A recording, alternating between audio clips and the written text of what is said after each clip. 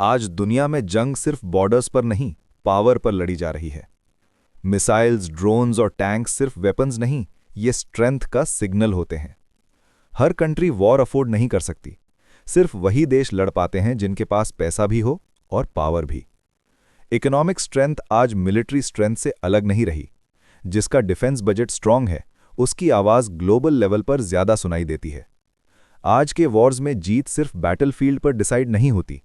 जीत decide होती है factories, fuel supply और टेक्नोलॉजी लैब्स में। इसलिए हर वॉर में वही कंट्रीज डोमिनेट करती हैं जो इकोनॉमिक और मिलिट्री दोनों फ्रंट पर प्रिपेयर्ड होती हैं। इसमें एयर डिफेंस सिस्टम बहुत ही क्रूशल रोल निभाता है किसी भी देश के सिक्योरिटी को इंश्योर करने में। जब एक मिसाइल लॉन्च होती है ना, उसके पास टारगेट तक पहुंचने के लिए सिर्फ कुछ ही मिनट होते हैं। लेकिन अगर कोई सिस्टम उससे पहले ही देख ले तो मिसाइल की ताकत वहीं खत्म हो जाती है। मॉडर्न वॉरफेयर में असली पावर मिसाइल नहीं, रेडार होता है। आज हम बात करेंगे मॉडर्न एयर डिफेंस सिस्टम्स के बारे में और समझेंगे कि कैसे रेडार टेक्नोलॉजी मिसाइल अटैक को इम्पैक्ट से पहले ही फेल कर देती है। और ये सिर्फ थ्योरी नहीं है, ये officially documented real world capability है। एयर डिफेंस का सबसे पहला लेयर होता है रेडार। रेडार का काम सिर्फ स्काई को देखना नहीं होता, बल्कि हर ऑब्जेक्ट की स्पीड, एल्टीट्यूड और डायरेक्शन कंटिन्यूसली कैलकुलेट करना होता है, चाहे वो फाइटर एयरक्राफ्ट हो, ड्रोन हो या फिर high speed missile. Radar systems 24/7 sky को स्कैन करते रहते हैं। ये एक सेकंड के लिए भी बंद नहीं होते, क्योंकि मॉडर्न वॉर्स में डिले का मतलब होता है damage. Publicly available defence documents के according modern long range radars hundreds of kilometres दूर तक टारगेट्स को डिटेक्ट कर सकते हैं। कुछ सिस्टम्स में ये डिटेक्शन रेंज 600 किलोमीटर्स तक बताई जाती है।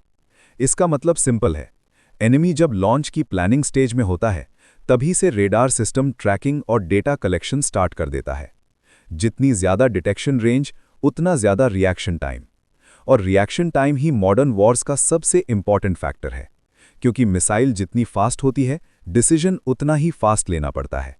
यहीं से एयर डिफेंस का नेक्स्ट लेयर एक्टिवेट होता है। मॉडर्न एयर डिफेंस सिस्टम्स सिर्फ एक मिसाइल पर डिपेंड नहीं करते, यहां लेयर्ड डिफेंस होता है। Long range interceptors enemy aircraft और सर्वेलेंस प्लेटफॉर्म्स के लिए होते हैं। Medium range missiles cruise missiles जैसे थ्रेट्स को टारगेट करते हैं।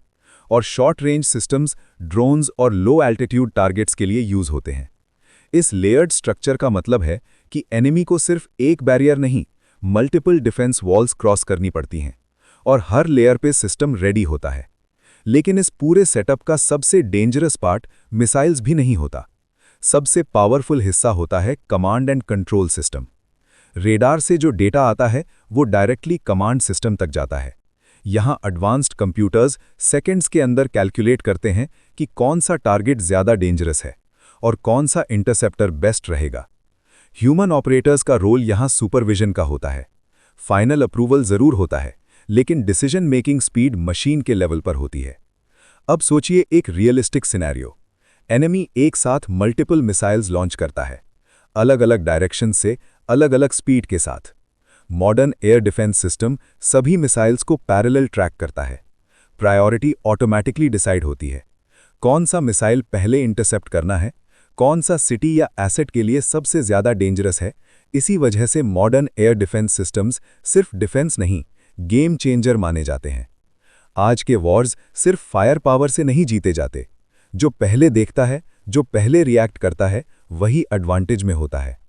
एयर डिफेंस सिस्टम्स बिना बॉर्डर क्रॉस किए देश को प्रोटेक्ट करते हैं। ये एक इनविजिबल शील्ड की तरह काम करते हैं, जो स्काई में ही थ्रेट को न्यूट्रलाइज कर देता है। टेक्नोलॉजी सिर्फ पावर नहीं होती, कभी-कभी टेक्नोलॉजी प्रोटेक्शन होती है। मॉडर्न एयर डिफेंस सिर्फ एक कंट्री तक लिमिटेड नहीं है। आज लगभग हर मेजर मिलिट्री पावर अपना खुद का layered air defence network develop कर चुकी है। यूनाइटेड स्टेट्स का फोकस मिसाइल डिफेंस पर ज्यादा है। पेट्रियट और थार्ड जैसे systems long range ballistic missile threats के लिए डिजाइन किए गए हैं। यहां एम्फेसिस होता है अर्ली वार्निंग और हाई एल्टीट्यूड इंटरसेप्शन पर। रशिया के air defence systems multi layer और मल्टी टारगेट अप्रोच के लिए जाने जाते हैं।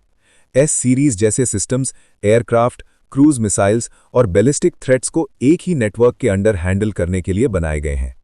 इजराइल का air defence model real world combat experience पर बेस्ड है। आयरन डोम जैसे सिस्टम्स शॉर्ट रेंज रॉकेट्स और ड्रोन्स को न्यूट्रलाइज करने के लिए यूज होते हैं, जबकि higher layers longer range threats को हैंडल करती हैं। इंडिया का अप्रोच इन सब से थोड़ा अलग है। यहाँ स्ट्रैटेजी है मल्टी सोर्स और multi layer defence. Different ranges के सिस्टम्स को एक सिंगल कमांड नेटवर्क से कनेक्ट करना ताकि रिस्पॉन्स फास्ट और फ्लेक्सिबल रहे। इन सब एग्जाम्पल से एक बात क्लियर है, चाहे कंट्री कोई भी हो, मॉडर्न वॉर्स में एयर डिफेंस सिस्टम सिर्फ सपोर्ट रोल में नहीं बल्कि डिसीजन मेकिंग पावर बन चुका है।